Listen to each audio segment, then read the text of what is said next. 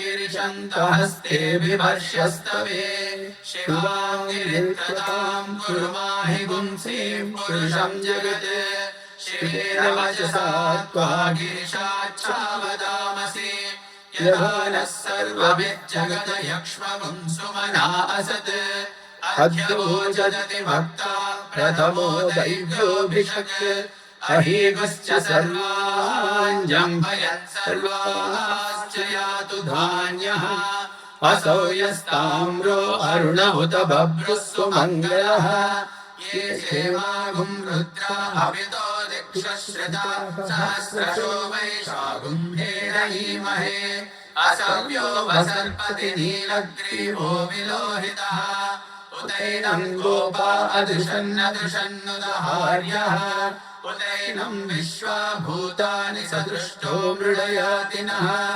नमो अस्तु नीलग्रीवाय सहस्राक्षाय मीदुषे अधो ये अस्य सत्त्वानोऽहं तेभ्यो करं नमः प्रमुञ्च धन्वनस्त्वमुभयोराग्नियोर्जाम् याश्च ते अस्तहिषवः पराता भगवो वपा अपदत्यधनुस्त्वगुं सहस्राक्षशतेषु ते शीर्यशल्याणामुखा शिवो नः सुबला भव विज्यन्तदुःखवर्धिनो विशल्यो बाणवागुम्भुता अने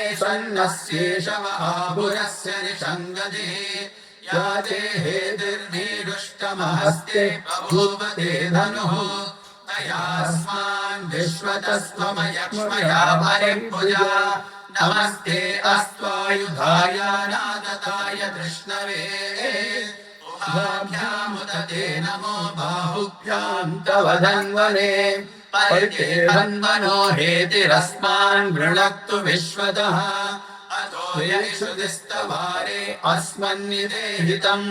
नमस्ते अस्तु भगवन् विश्वेश्वराय महादेवाय त्र्यम्बकाय त्रिपुरान्तकाय त्रिकाग्निकालाय कालाग्निरुद्राय नीलकण्ठाय मृत्युञ्जयाय सर्वेश्वराय सदाशिवाय श्रीमन्महादेवाय नमः।